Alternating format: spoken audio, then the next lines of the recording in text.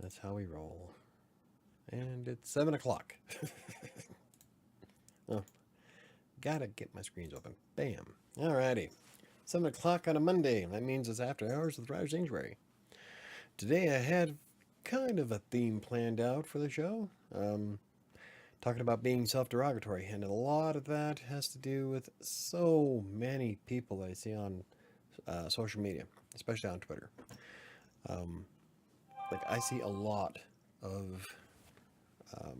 of writers who will put themselves down quite a bit, and you know, I get it. I was there at one point in the beginning, but um, I crawled out of that mostly by changing my mindset about myself and what I do. So today we're going to talk about being self-derogatory. So instead of Shadow, I have Max. Good times. So at the moment, we'll give it a few minutes before we jump into the topic. Um, yeah. So, anywho, um, damn it, Max. 20 pounds of cat. Oh, that is not the screen I wanted to open. Oops. Clicked on the wrong thing here. Bam, there we go. Oh, damn it, cat. You can't lay on my arm. No. Ugh. She's a lot of fun. Oh, hey, CD Writer Vlogs. Please tell me that you just changed your name and didn't create a whole new YouTube channel. Oh, you know what? Okay, you must have changed your name because you are still on as a mod. So, how's it going, Chris? Oh. Yeah, but yeah, we're gonna be talking about being negative and holding yourself back. Oops, sorry, I'm so sorry. I just socked you in the face. You okay? I'm sorry. Bopped you right in the nose. I'm sorry. You okay? Yeah. Wait. Gotta watch the flailing hands. Gather around, children. It's time for the Michael Show. Yay! Hey, it's Chris. Hi, Chris. Chris is a favorite. And anywho, we'll give it a few more minutes before we dive into the topic. I want to try to be positive. I'm just really tired, so I'm really jazzed actually. I'm having a good. Well, I can't say I'm having a good month. NaNoWriMo is pretty much a bust thanks to my week-long cold and then having to do everything else. So, hey, Patrick's here. How's it going? And then I got to try to get things ready before I head to Utah next week. Oh my God. Wow. I plan on leaving Wednesday morning, bright and early. Um, just trying to become famous, aren't we all? But anywho, with NaNoWriMo, it's a bust. That cold at the very beginning of the month kind of put me behind, and then I've been having to play catch up with my client work, and so, you know, it is what it is. I still plan on finishing 7 though, so 7 is going to be rewritten before I start book 2 to Kingmaker while I'm editing it, and I still got to get a cover for it so that I can get it published. So, hopefully I can get caught back up this week. Especially with I got to get a lot of stuff ahead because I'll be leaving Wednesday and I won't be back till that Sunday. So I've got my work cut out for me. Hey, Neil, how's it going? Oh, and I have some ideas for videos this week, so that's gonna be fun. Like, did you know WordPress has a dark mode? That'll be out on Wednesday. Which is going to be awesome for me because I'll sit here. Normally, I work until about 6 p.m. And by then, the sun has gone down, and my 27-inch widescreen monitor, that's huge, with the white screen just blasting in my face, by the time 6 o'clock rolls around, I am burned out. Like, I have a little bit of a headache now. The only light that I have that's good enough is the panel lights, and I normally don't turn them on at night, but I might have to. At least until I turn on dark mode on WordPress. Yay, everybody's here. Max on my lap, Shadow behind me. What's up, baby? You're half asleep. You haven't even meowed. There you go. Okay, there's no... You guys are going to get into a fight on my lap. That's not going to be good. Just be happy up there. Yeah. Anywho. God, I'm turning into the crazy cat lady. Oh, Michael, have you read the book So You Think You Can Write, or have you heard of Julia McCoy? I haven't heard of either one, but I am going to be buying Stephen King's book. Can't remember the name of it. I would know it if I saw it. I can see the cover, I just can't see the name. But I'll be buying that one soon. Hopefully. But no, I haven't heard of that book or the author, so it's all good. You guys, what?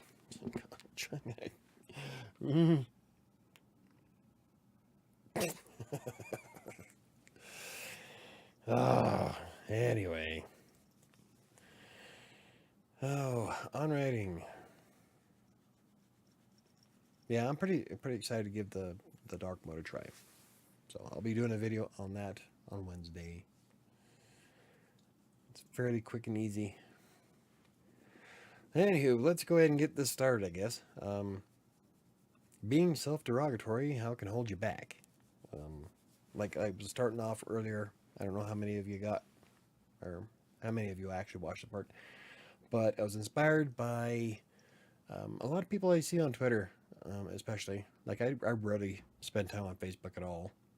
Twitter is pretty much the only social media app I actually open, aside from sometimes Instagram, but not really. There are so many authors out there who put themselves down like all the time, like almost to the point of like maybe you should seek some help. Like, there's some really down people out there, and you know, it just kind of inspired me to do tonight's topic because I kind of was in that space back when I first started Text Broker back in 2012. It took me a long time to get out of a version of imposter syndrome where you don't feel like you're good enough, or how you're always striving to. You're either an overachiever or an underachiever when you have imposter syndrome. You're either trying to work hard to prove it to yourself and prove it to others, or you get to the point where you don't think you're good enough and you just say fuck it and give up. I was in the second half, and it took me a while. What I started doing was how I answered people when they'd give me a compliment. Before, I would rely on, like, if somebody said good work, I'd say I try my best. I'd never really kind of accepted praise very much in the very beginning. And then I started switching my mindset, thanks to a friend of mine, Anna, who said, you know, you really should stop doing that. So I was like, okay, let's try something new then. So I started answering on writing. There we go. Stephen King's On Writing. Thank you very much, Chris. How's it going, Ron? So what I did was I started changing my mindset to, and when people would say good job, I would say thank you. That simple change made a vast difference in my career. I started viewing myself more professional. I started taking more pride in my work, and it built up my self-confidence, all from just changing how I would respond to compliments. And so, I don't know. And then I start seeing all these other people out there that are just like so down on themselves because they only wrote 500 words. I'm like, well, how many did you write yesterday? If it was 0, then you're already up 500. Good job. Relish every victory. Like I always say, every victory is still a victory. Even if you write one more word today than you did yesterday, that's still an improvement. Leo says, I saw a WriterSanctuary article about 3 articles a week on vocal for 3 months. I didn't see a video today. No, I didn't do a video today. I was getting a new bank card. So I was going to do a video today, but we had to go out and try to get Airbus tire fixed on the Fiat. So we drove halfway across Colorado. Nobody could get it in today. And so we just said, fuck it. And I had to go get a new bank card anyway because it expired. And if I'm leaving next week, I need access to my cash. So I had to go to the bank. By the time I got back, I had enough time to finish my client's post, start Wednesday's article for Writer Sanctuary, and start planning out crossing Colorado's for tomorrow. So, yeah. I didn't get a chance to do a video. I didn't even get a chance to work on 7 or Kingmaker. It was just been a screwed up day. It happens. It might be let's see. I've learned that everyone struggles with imposter syndrome, even highly successful people. Yes, imposter syndrome is actually quite common. I see it far more common in writers, as well as depression and anxiety. And I don't know how much anxiety I actually have. I mean, I'm stressed, but that's because of the sheer amount of crap that I have to do every week. As for being anxious, I really, like, sometimes I'll have an anxiety attack for no reason. I'll just start hyperventilating, but I think that's stress related. Or it might have something to do with my heart, which I'm one payment away from completing. I'll never go to the emergency room again. I've learned my lesson. It might be an older article, but I read that Stephen King article from my previous grad class. Cool. I'm looking forward to picking up the book. It's available on Amazon, and I might even review it and throw it up on Writer Sanctuary. Let's see if I can get some commissions off it or something. Oh, I want rain. I haven't had rain for a while. It's just been fucking cold. Like right now it's 30 degrees. It was 20 something yesterday.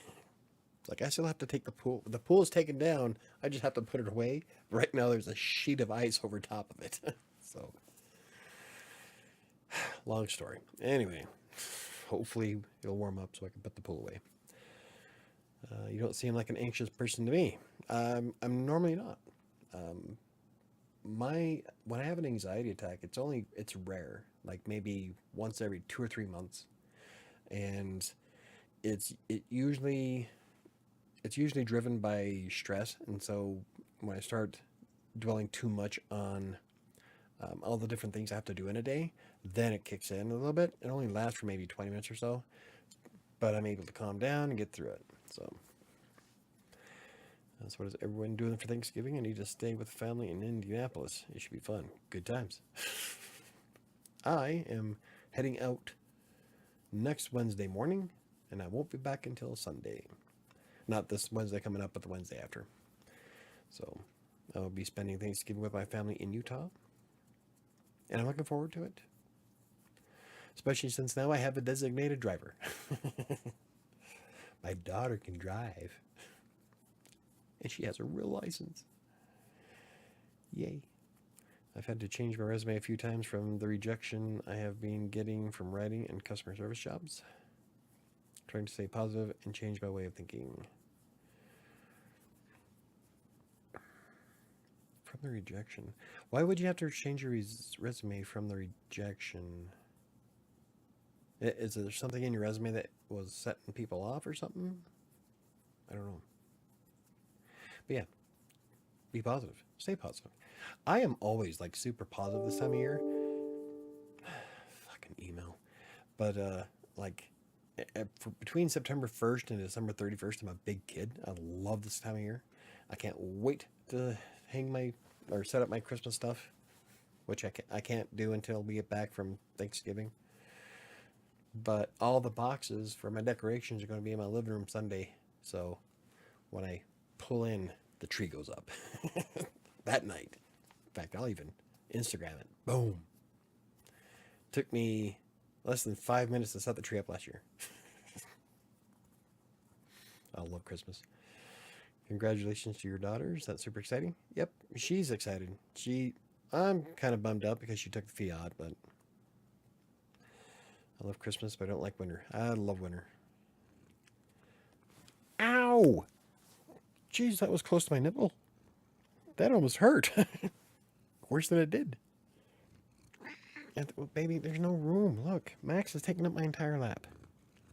And you're half asleep. You're half asleep, gorgeous. No. No. But anywho, what I was saying is that, yeah, let's relish every victory. No matter how small you think it is, if it's more than what you did before, it's still a win. I swear, you guys get into a fight, and I'm going to toss you both. Don't start.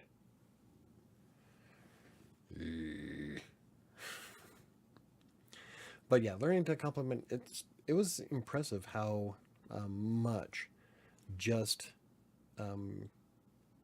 learning how to accept a compliment from other people. Just get it into the mindset of saying thank you instead of anything else. So that's the biggest thing that impacted my success. So, resumes goes through Jacob job scan. I had someone look at my resume and he said I was off to good start. I took all the notes he gave me and made changes. Oh, cool. Ah, now I got it. Okay. Cool. I have resumes that are niche specific. So, like, I have a writing resume, which is different from any other resume that I have, specifically tailored for writing jobs. But, like Megan Grant said in one of her dealies, is that as a freelancer, you're a business owner, and so you're not handing over a resume. You're telling them what you want. You gotta have faith in yourself. Oh, here we go. Learn to compliment yourself. Now, this one's a hard one. It's really difficult for me to compliment myself on certain things. Like, I know that I am a very successful freelance writer. I've made a career out of it. I pay my mortgage with it. So I know I'm pretty good at it. So complimenting myself in that aspect is great. I'm still having a little bit of an issue complimenting myself when it comes to the creative stuff, but only because I haven't done it before. And so well, that's a lie. Like, when I finished Kingmaker, I was reading through it. I'm like, I really like this story. In fact, it's better than a lot of books I've read by other people who are published. Like, there was a couple that I read through on Amazon, just like the first, you get like this little snippet of it.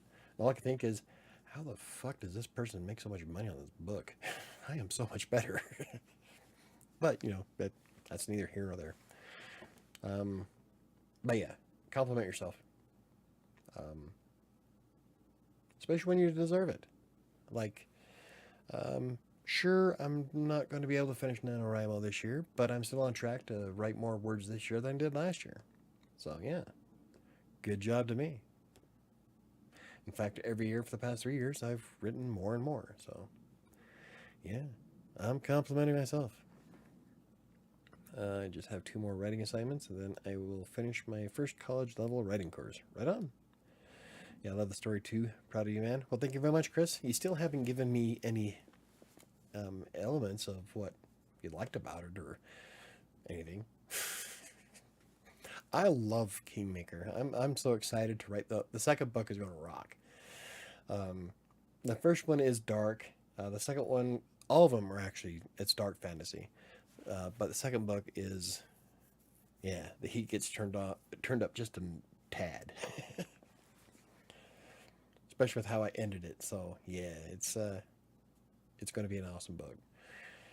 I love what I've read so far with Kingmaker. I am tempted to buy a hardcover copy. Well, you guys are Buy Me a Coffee supporters, so I send you guys one that's autographed, individually autographed. So, like, I don't just write my name when I autograph a book.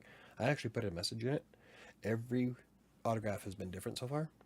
So, yeah, I will come up with something unique and send you guys copies. I'm excited because I am going to do hardcovers with these ones, and it's much longer than a freelancer sale, so I'm pretty jazzed about it. I just got to come up with a good cover. So, we'll work on giving you feedback. Well, thank you very much, Neil. If you're interested, my professor's name is Mel Odom. Odom? I don't know if that's RN or just an M. I gotta get glasses. I think you'd like his work. Probably. It sounds like we have a lot in common, so I still want to buy a copy. Well, thank you. You don't have to, but it's awesome. Thank you very much, Neil. I got 3,000 words of Kingmaker notes so far. Nice. Great. I still got more to write, and TB just dropped another batch. So, yeah. Go with your... Max. Got to prioritize. Making money is more important, so... I'm going to buy a hardcover. I hate when paperbacks fall apart. I'm a big fan of hardcover. Paperbacks aren't too bad, but I'd much prefer hardcover books. I just like the way they feel better. And I think this one is going to be gloss. I'm going to do gloss for all 4 books because I have 4 books planned. In fact, I've been putting notes in the other 3 that I'll be writing. So mostly so that I can keep up with continuity because there's a lot going on in all the books. Yeah, you guys have the same personality. He also has kids and tells stories about them. Awesome. Well, that's a lot of people have kids and tell stories. What was the new... Oh, we had a little discussion on Twitter about things you never thought you'd say as a parent. Like, I got a lot of them. Stop putting your Barbies in the oven. I'm trying to remember the ones I put in there. Stop poking the cat's butthole. When you have a black cat and you have this pink button, she just... Anyway. And stop licking your sister. But the girls came up with one this weekend, in their teens, mind you, that I never thought I'd say, and I can't remember what it was. Oh, man. Oh, well, maybe Sam will remember. Good times. Anywho, that's actually an uncanny resemblance. I hope that's a good thing. You remind me of a douchebag. Nobody wants to hear that. Max, I can't hold you up. She's laying on my both hands and then getting upset because I'm not petting her. Like, well, get off my hand then. Max. Yeah, okay. Anyway, 3,000 words of notes. Now I'm kind of worried. That's an awful lot. I didn't need an essay, Chris. I just wanted to know a few things. That's all. But hey, you know, it's whatever.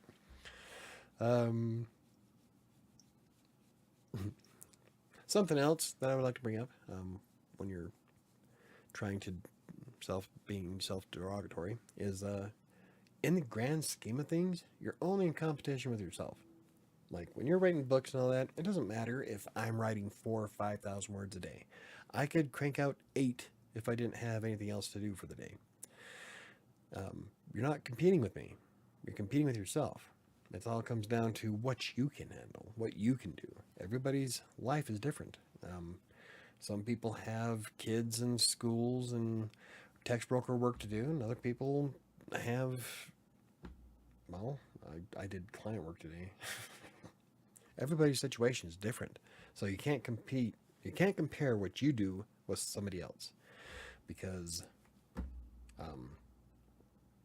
well, first of all, you're just going to set yourself up for failure. If you're trying to do too much, you're trying to keep up with somebody else, you don't know what their life situation's like. And so it's always best to focus on your own shit. That's why every year, I set up my spreadsheet, and I work to write more this year than I did last year. I work to write more this month than I did last month. I don't compare my abilities with anybody else's. I am trying. It all comes down to self-improvement.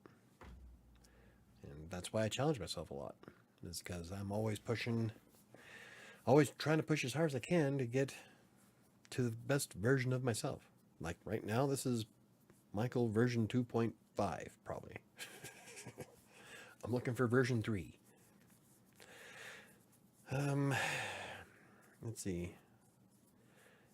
Michael, it's a compliment. He's a very successful published author and professor. You should be flattered. Well, thank you. I am. Thank you very much. I'm just not a fast writer, so it's not very profitable for me. Yeah, that's a lot of people have problems with text broker mostly because they're trying to shoot for perfection. And I recently wrote a blog post about this: that perfection does not exist. The best you can do, like when you're on text broker and through content mills, you're trying to crank out as much as you can. So you want to proofread it, maybe proofread it again when you're done. You gotta trust yourself and hit submit because you're getting paid per word, and you want to be as fast as possible. If you spend all your time trying to make it the glowing spectacle of writing, then you're just wasting time. So not everybody can do it, and that's okay. You gotta do what you gotta do.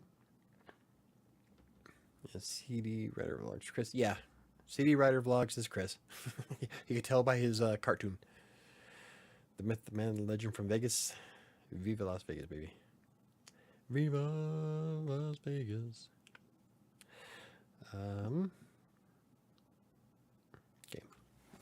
So, anywho, that leads me up to setting goals and challenges.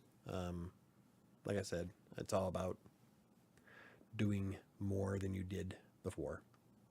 Challenges are meant to push yourself, so you have to push a little bit harder than you would normally. It's meant to see just how far you can go before you crack. Well, you probably don't want to burn yourself out, but you do want to push. You do want to push to hit some of those higher marks. Like last year when I did 90 blog posts in 30 days. That was a stupid amount of content, and I'll never do it again. But I did it. So I'm proud of myself. But yeah. Never again. Unless I'm getting paid a lot of money. Because that was a bit much. Because that wasn't just 90 blog posts in the entire month of September. That was 90 blog posts on top of my work with Green Geeks and all the other client work that I had to do and everything else I was running. So that was in addition to my other shit. I will never do that again. But I can look back and say that I did it. So that's all that matters. That was a challenge. I found my limit. And a man's got to know his limitations.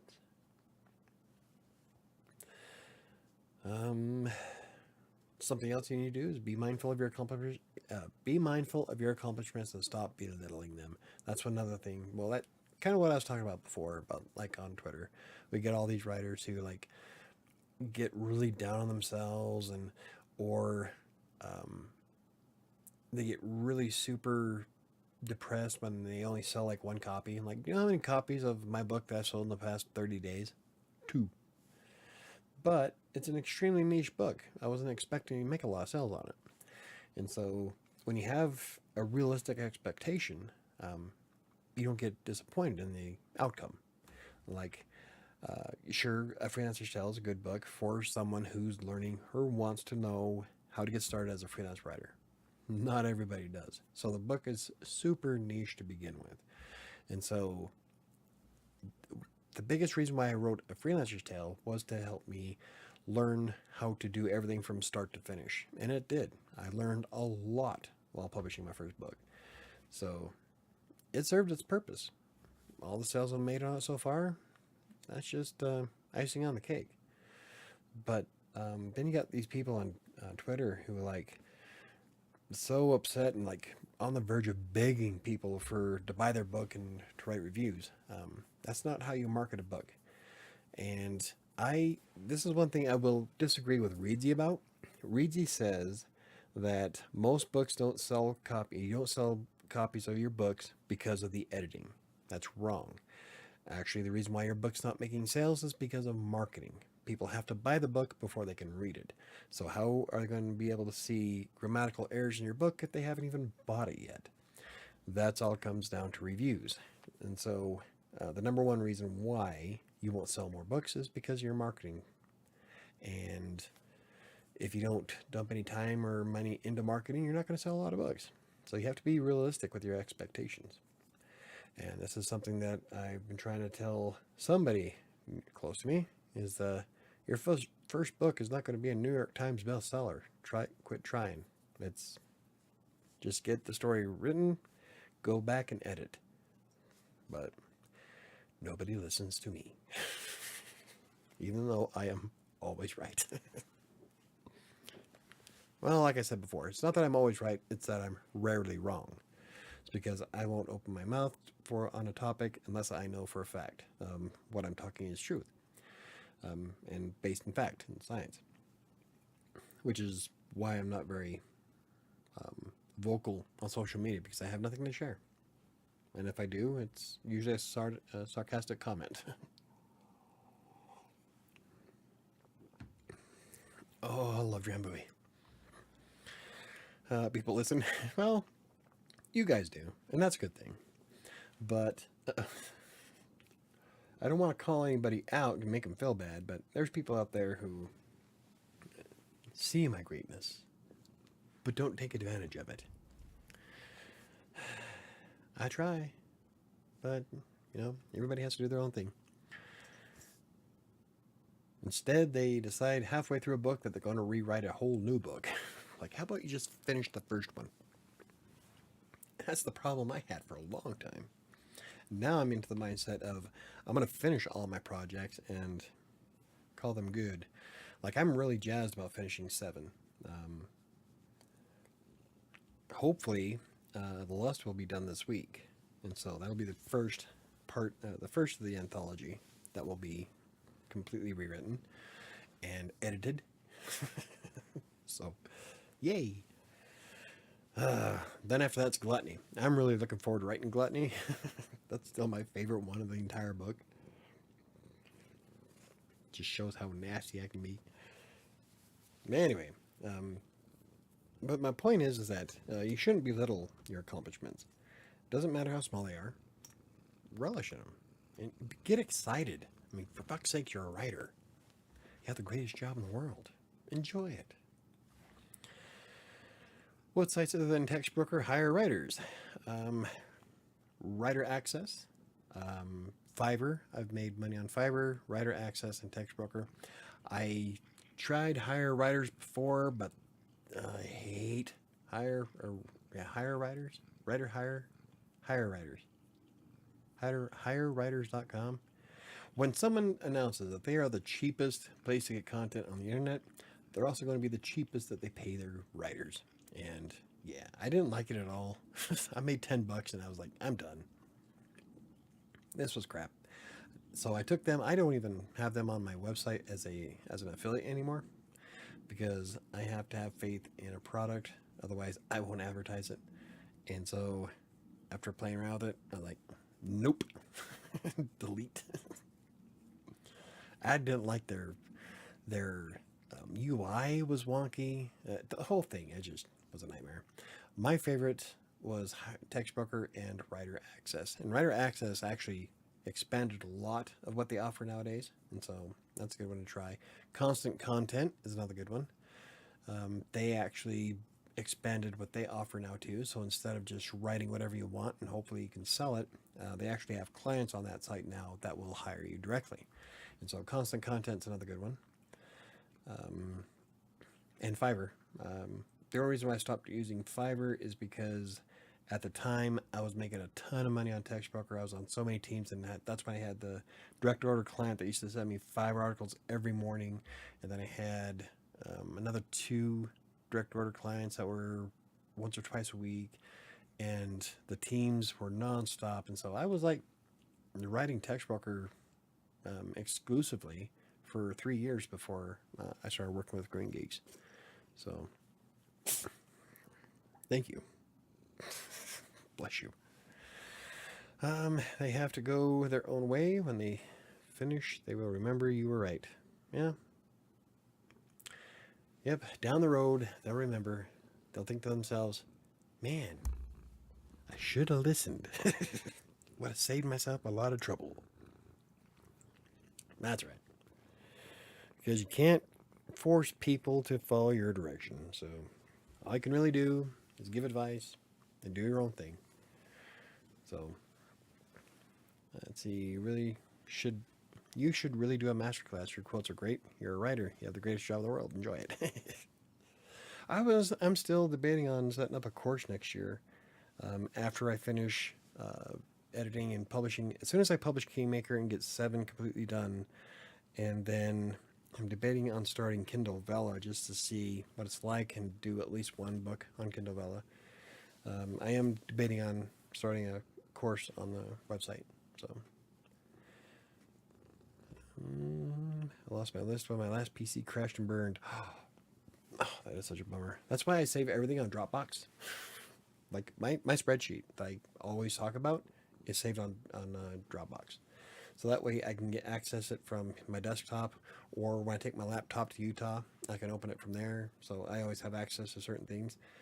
All of my client work, my website images and stuff, my PSD files for Photoshop, the spreadsheets, and the stuff I do on Wattpad and Inkitt are all saved on Dropbox. It's handy.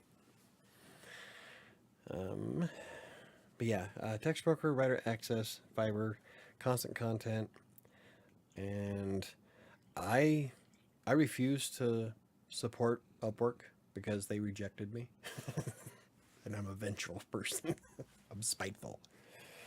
But okay, so Upwork supposedly has good writers, but one of my clients, I have to edit. He goes through Upwork and then gives them to me, and then I edit to add to their website. The articles he's getting from Upwork are subpar. I mean, fuck, Airbeth could write better than this. This is nuts. Like, did you really pay money for it? Might as well just give it to me and I'll rewrite the whole thing. If I have to spend as much time editing your work as it would take me to write the damn thing, I might as well just write it myself. I mean, fuck, writers nowadays don't take pride in their work. It's a bunch of millennials. Gen Z.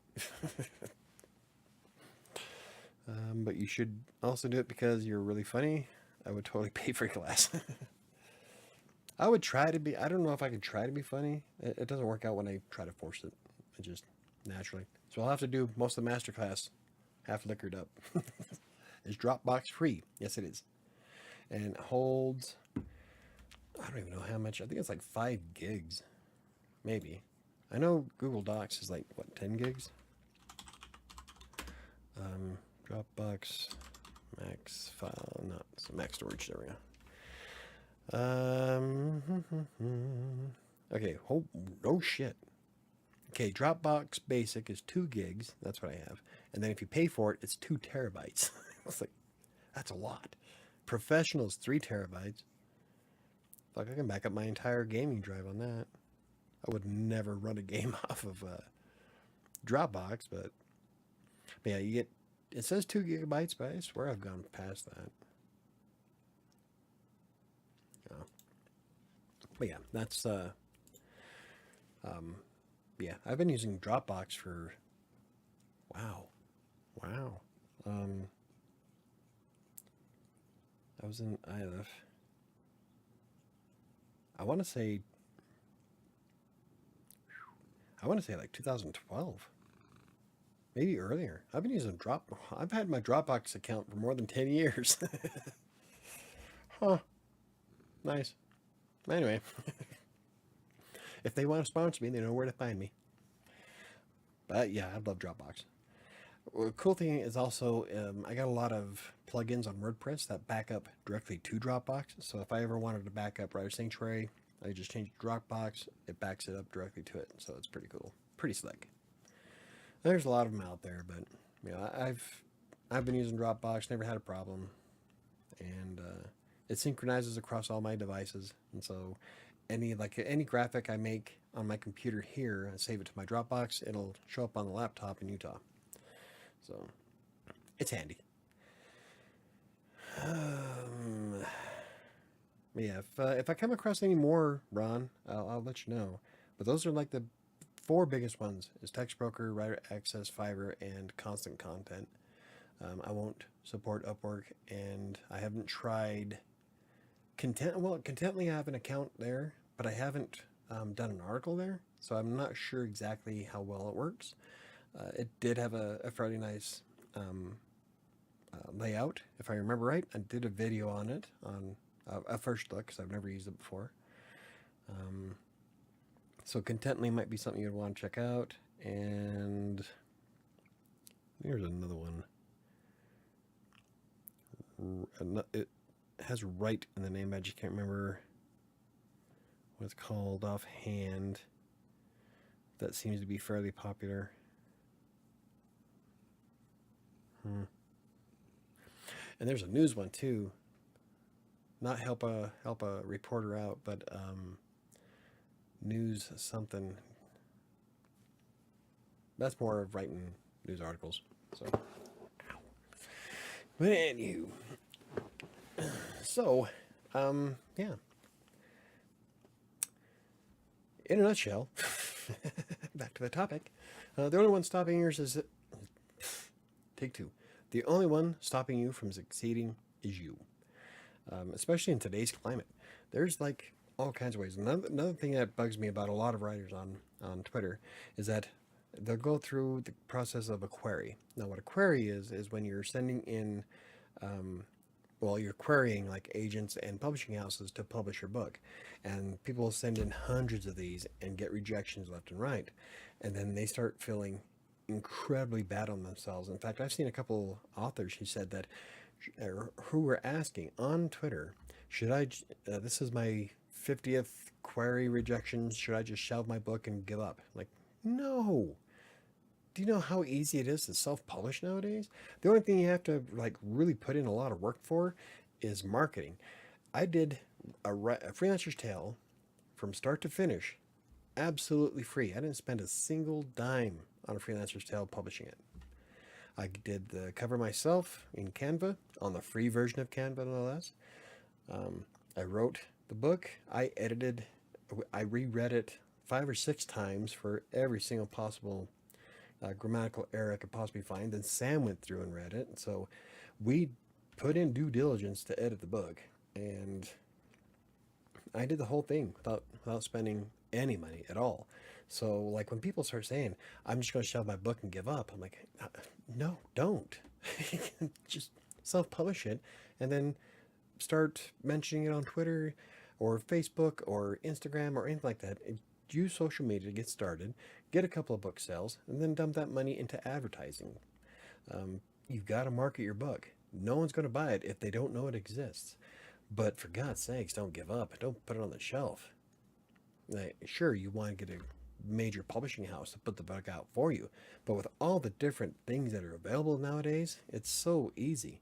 Even if you wanted to go the whole route of buying your own ISBNs aren't that expensive if you buy them in bulk, which I'm probably going to wind up doing next year because I plan on publishing a lot of books. So you buy your ISBNs in bulk. You can go through and spend a couple $100 for a cover artist if you're not very good. And then sign up with things like Ingram Spark, where they can get your book in like 4,000 stores around the world. So there's like all kinds of ways you can self-publish your book without actually dumping thousands of dollars into it. You can do it fairly cheap.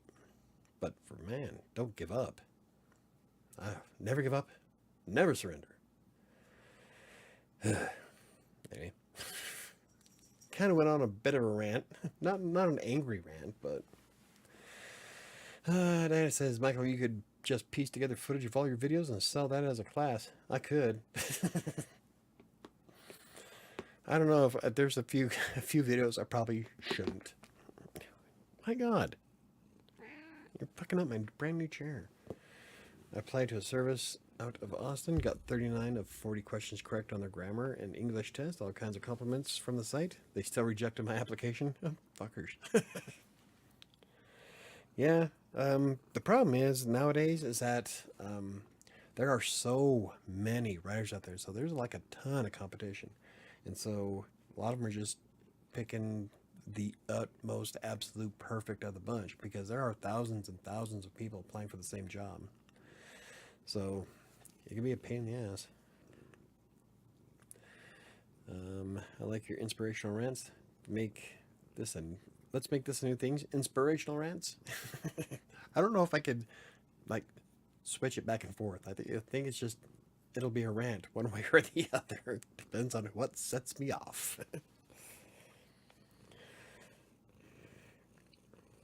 That one does bother me a lot.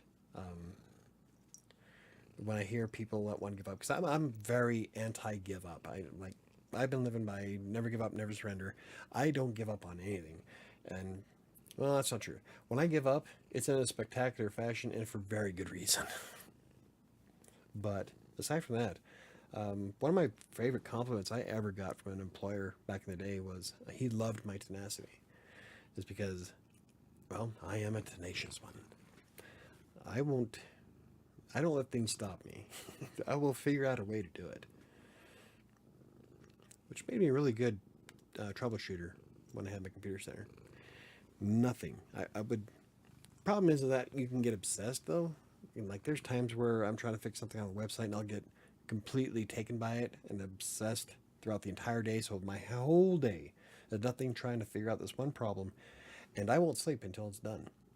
So it can be a bad thing sometimes.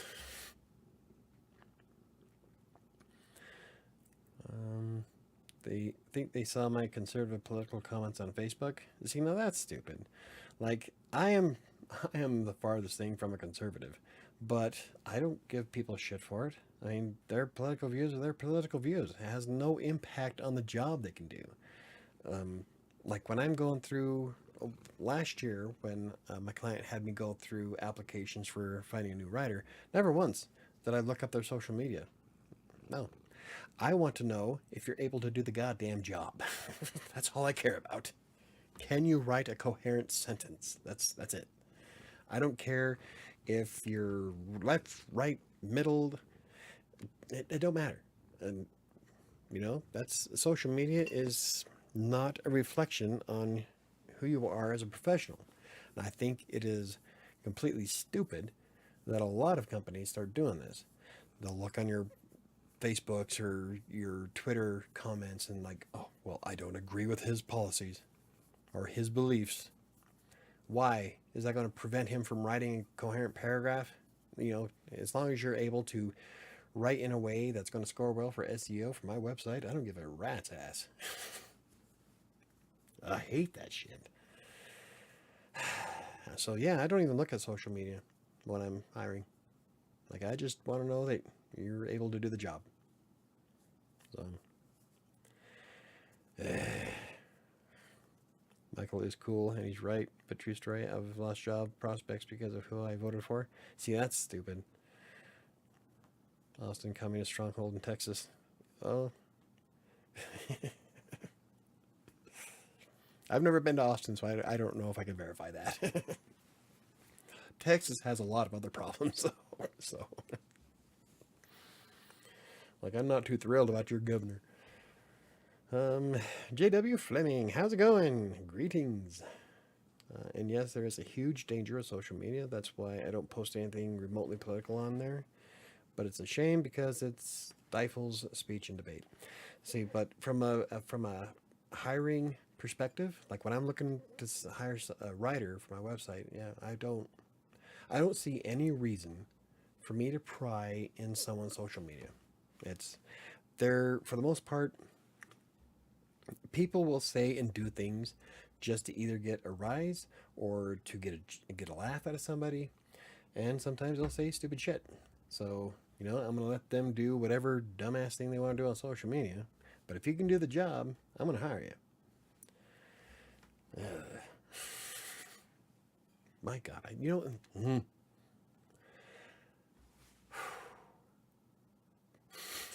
Zen. I'm gonna go on a vicious rant about that. That will set me off.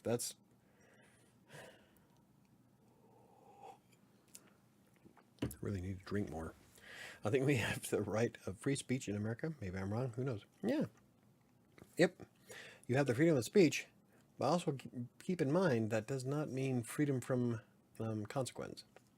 And so you can say whatever dumbass thing you want, but you still have to adhere to certain perspectives.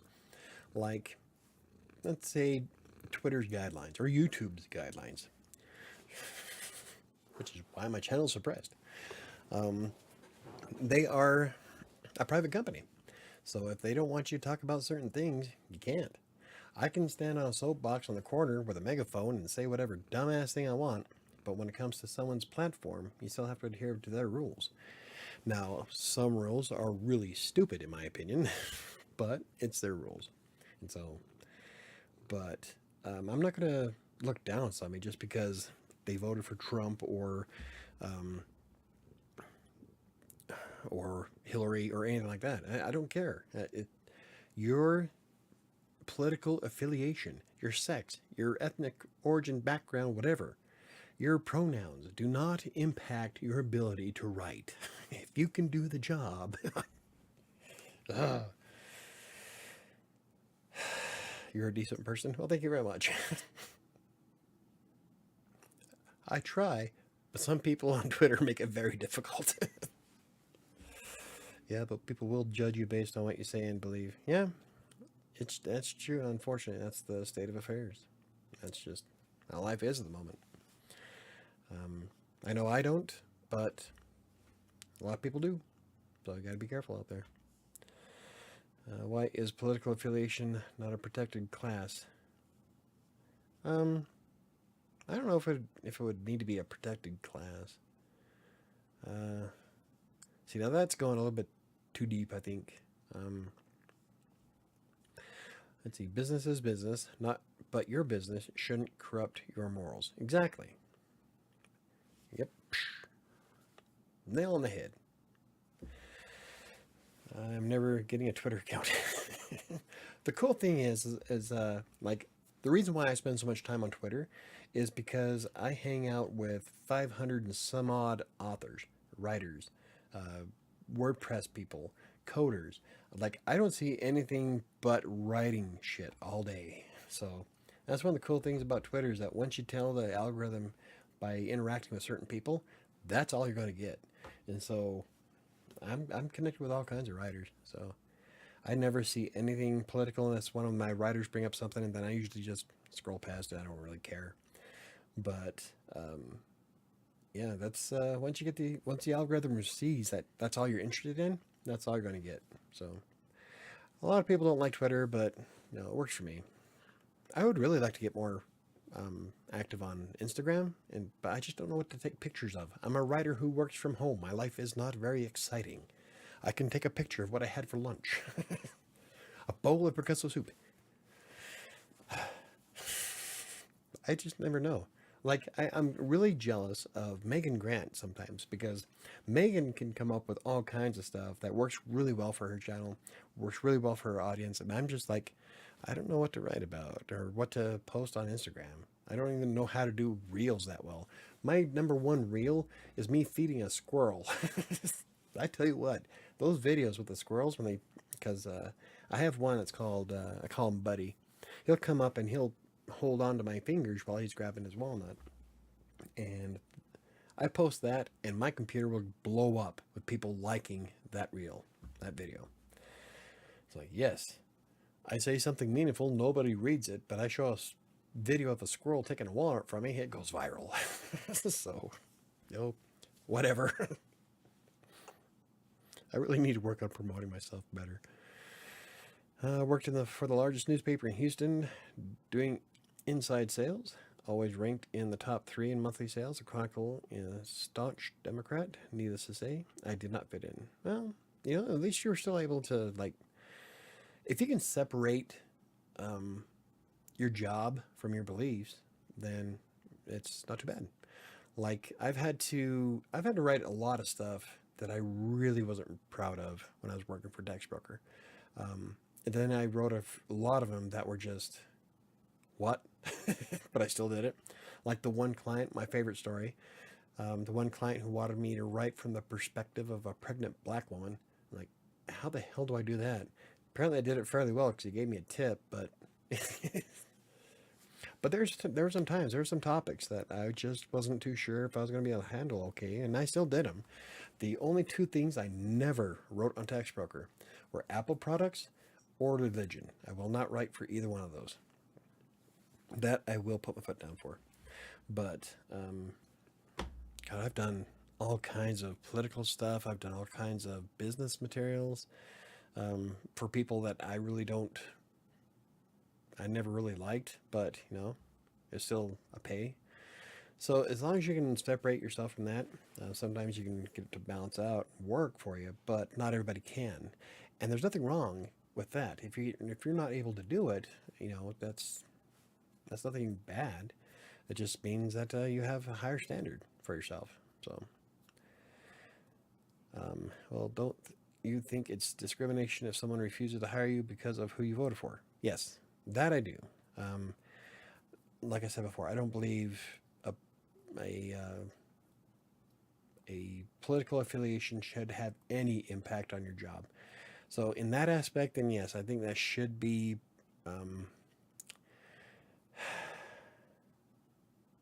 Maybe it should be a protected class because, like, I know I would never do that, but there's a lot of companies out there that do, and so I don't know. Maybe it needs to be something said.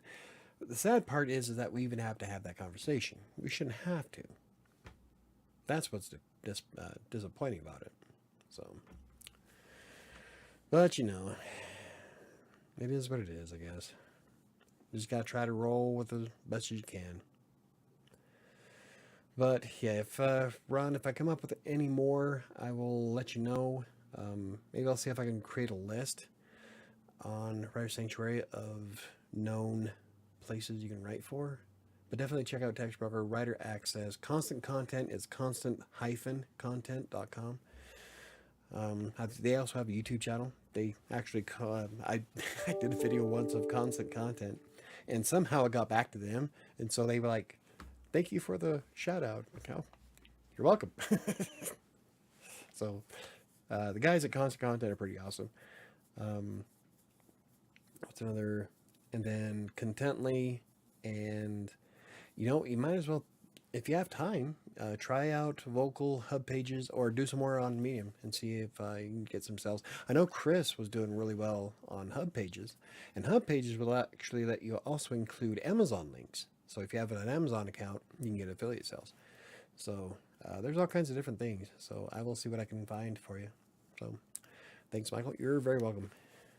Yeah, I guess it's their company and they can do what they want. Yeah, that's the problem with it. It is, if it's a private company, and so you have to play by their rules. Same with YouTube.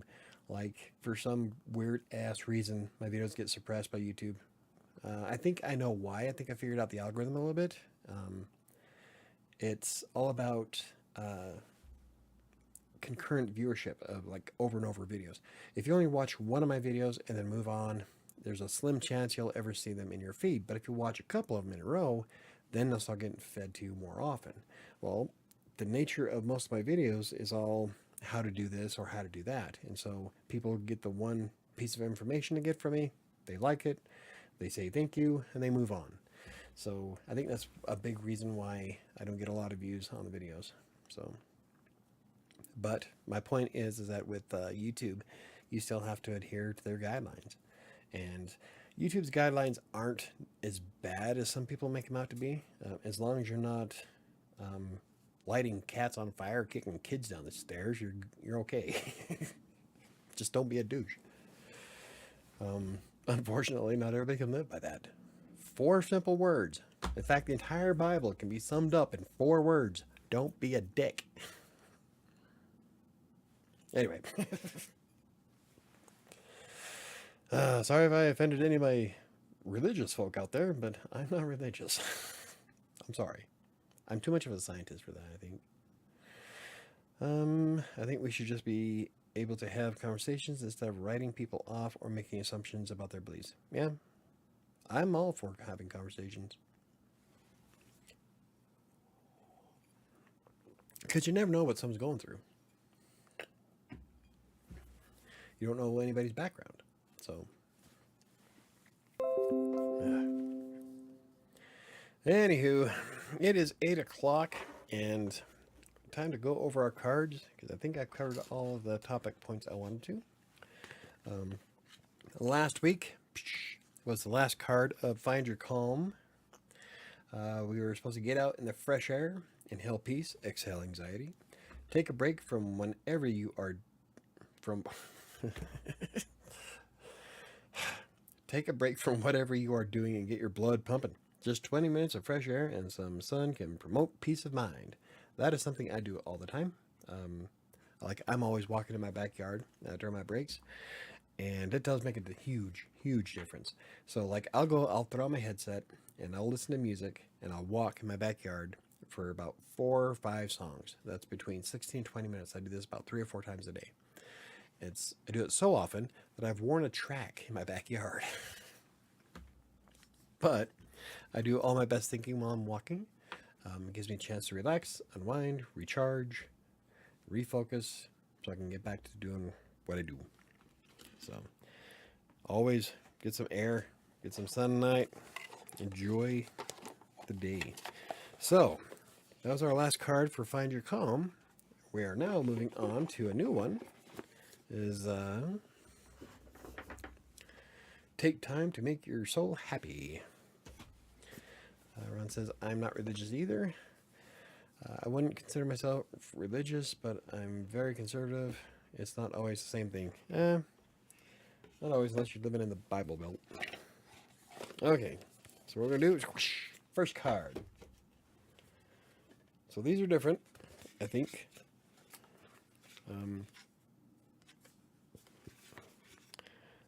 Self-gratitude and wellness cards.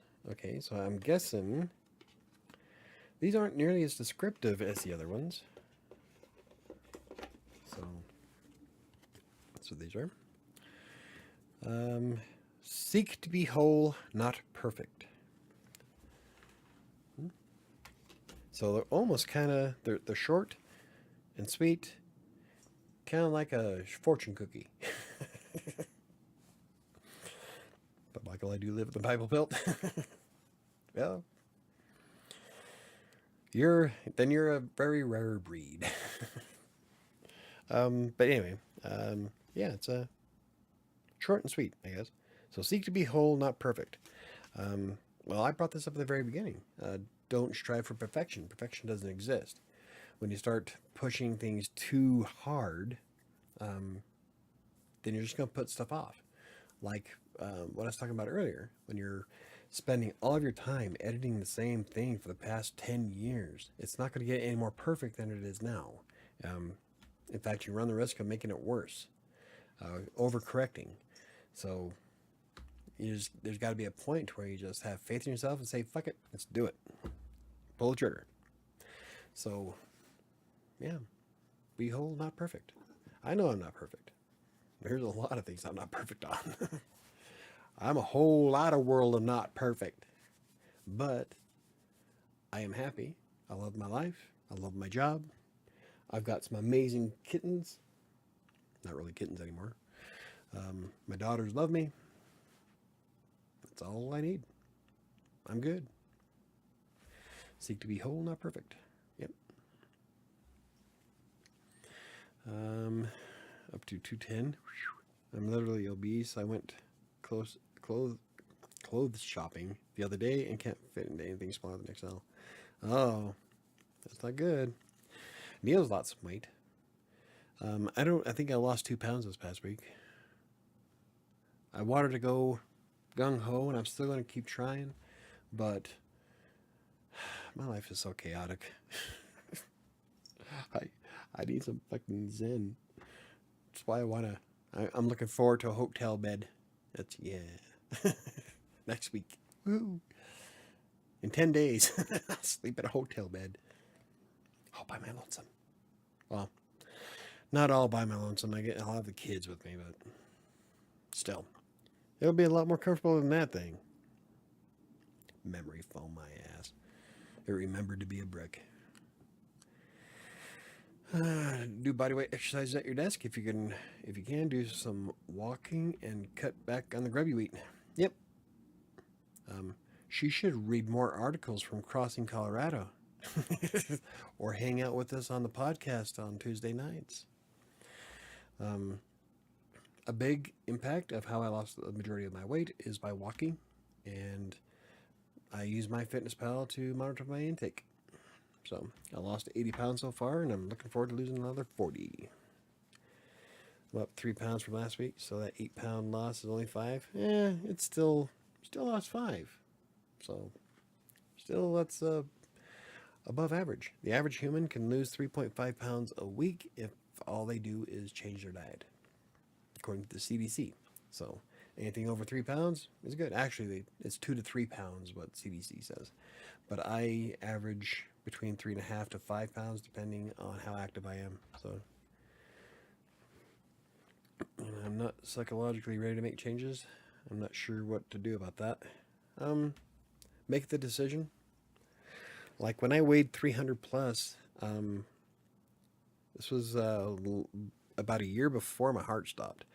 At 300 plus, I was looking at myself and I didn't recognize myself, and it was bad. And so we decided, that's why I built Crossing Colorado, so I can lose weight to ride the bike across Colorado. And so I wanted to make change, and I decided this is what I want. And so I lost 80 pounds in 10 short years. Lost a lot. I weighed 216 when I moved to this house and gained 30 pounds. That's right.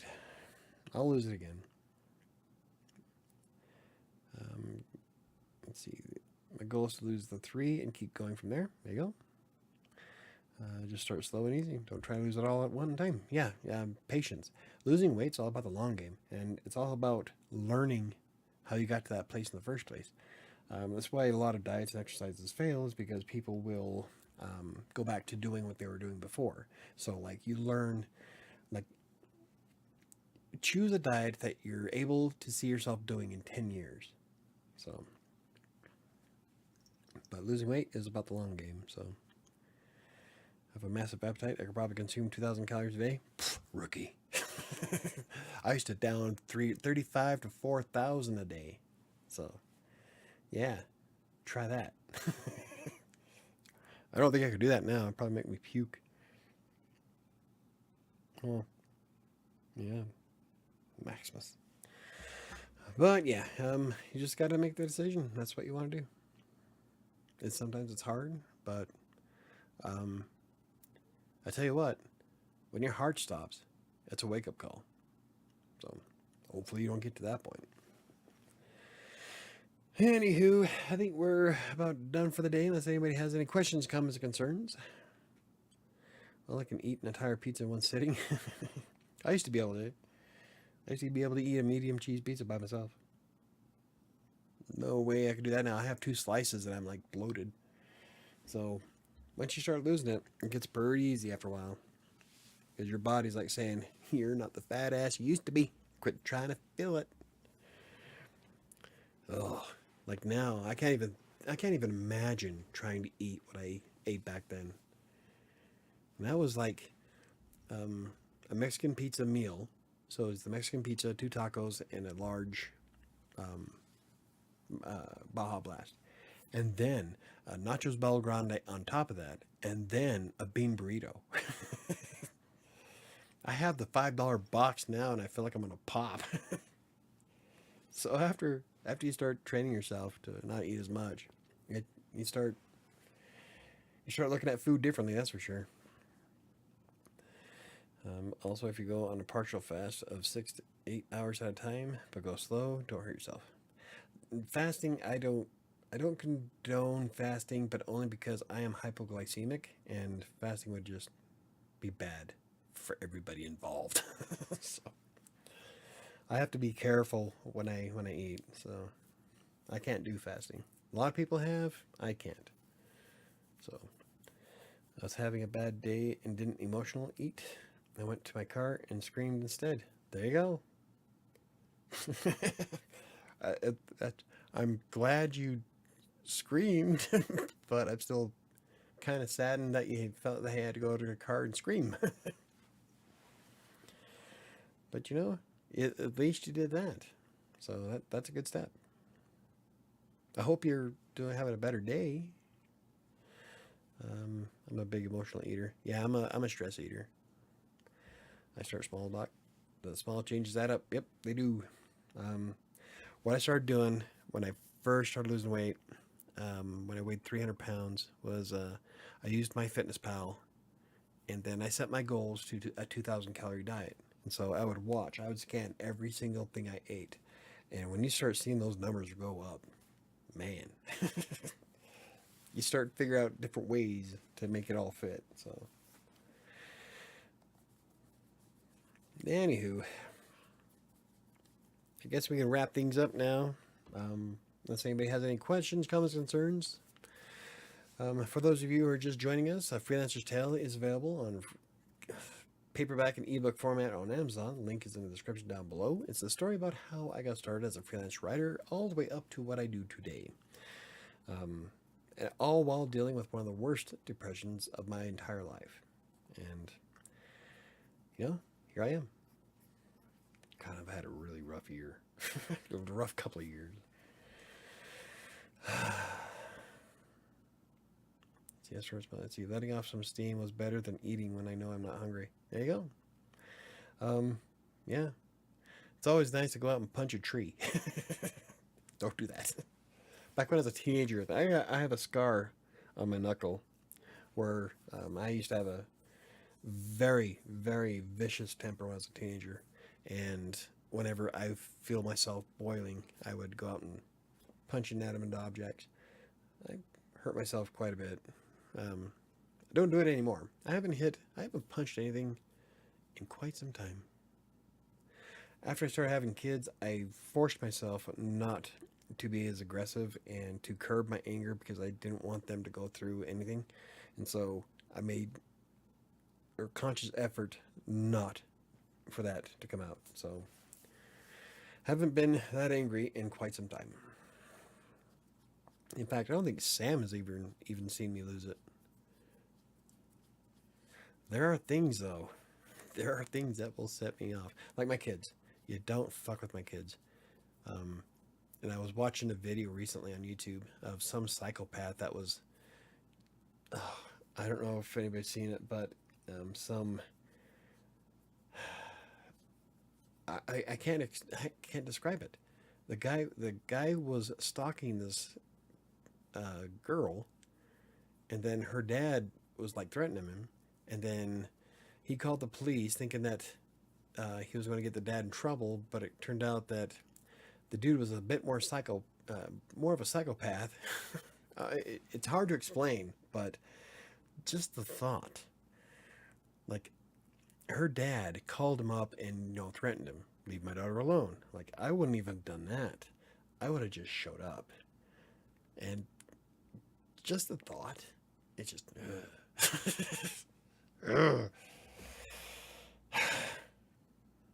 yeah, that's one thing that will set my anger off. You don't mess with my kids. Anyway, I'm getting all okay. I gotta stop. I'm getting all aggressive. Time to drink more. Cool thing is I'm not an angry drunk. I'm a happy drunk. I'm a fun drunk. I'm not even drunk. I'm not even buzzed. Well, maybe a little. I looked him up, and the last time you mentioned him, now you will find someone like him in real life, but you will find your guy. Oh, Weevil. Okay. But maybe he'll at least have some of Weevil's qualities, like being really smart and funny, and hopefully not painted in two-dimensionals. Sorry. Like I said, I can't give you shit for liking Weevil from Yu-Gi-Oh! Back in the day, when I was a teenager, I had a thing for Rebecca from Tailspin. And I never liked Jessica Rabbit. What's another good hot one that I like? I think he's cute. I don't think there's a cartoon character I like. No. Because I grew up. Sorry. No, but I did have a thing for Rebecca from Tailspin, so those qualities I would keep when looking for someone. Yeah. Just like, even though he's a fictional character, if he's got qualities that you like in a guy, I'd look for that.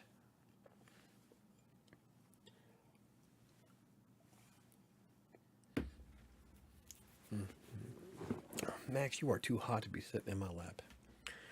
Anywho, I guess we'll wrap this up. Hopefully I didn't completely make an ass out of myself. So, and he wouldn't hurt. It wouldn't hurt if he had a nice pair of glasses. I like my glasses. Though, funny thing about my glasses is that these lenses don't belong in this frame.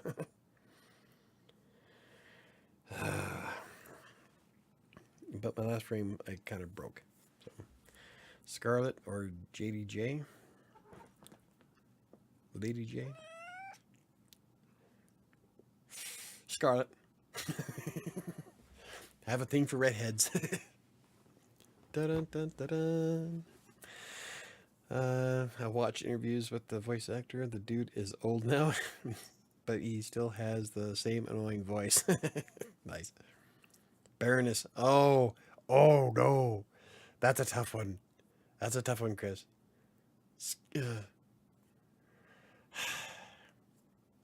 I like that. The darker women, I think. But I do like redheads, so probably Scarlet. But that's a tough choice. Um, my Twitter crush is on the dark side, and so I kind of like that. Wow, cartoon characters. Anyway, the glasses might be a stretch since wearing contacts is a thing. It's okay. He can cosplay. Hey, there you go. I would totally cosplay for my boyfriend. Yeah, I'd cosplay. It's Deadpool or Captain America, or both. Anywho, we're gonna call it a night. Thank you guys for watching. But to wrap it up, when you're as a writer or as a creator of anything, try not to be so self-derogatory. Don't put yourself down, and for God's sakes, don't give up. There's all kinds of things you can do nowadays, and there's no sense in just throwing in the towel. And don't look at the world with negative glasses. When you're a negative person, here, like that saying goes, positive things happen to positive people, when technically it's not some kind of cosmic force that makes positive things happen to positive people. What it is that positive people are always looking for the positive. And so they're going to see and relish every single thing they see as a positive. Same with a negative. When you're a negative person, that's all you're going to focus on. And so you're going to miss all the cool things that happen. So try to be positive. I know it's not the easiest thing to do, but if I can do it, anybody can. Anywho, I just don't know if a guy would be willing to get a bowl cut for me. I sure as fuck wouldn't. I like my hair. No. One of these days I ought to grow my hair out so you can see what I looked like when I moved to Denver. It used to be down to the middle of my back. I had long hair. Anywho, guys, thank you for watching. If you need anything, you can always hit me up on social media, on Twitter and Facebook, or use the contact form on WriterSanctuary.com's website. I get all those emails directly. And I am way more active on Instagram, or on Twitter, but I am trying to lean more towards Instagram. I don't think I'll ever get a TikTok. I don't even know how to do the YouTube shorts. So I'm not going to do TikTok anytime in the near future. I wouldn't even know what to do. So I think I'm too old. You don't have the right hair texture for it? No. It'd have to be like a flat. And I don't have flat top. Anyway, thank you guys for watching, and have a great week, and I will see you next Monday. And I will be putting out a video on Wednesday for WordPress in dark mode, so that's going to be fun. Yeah, so, there you go. Have a good week.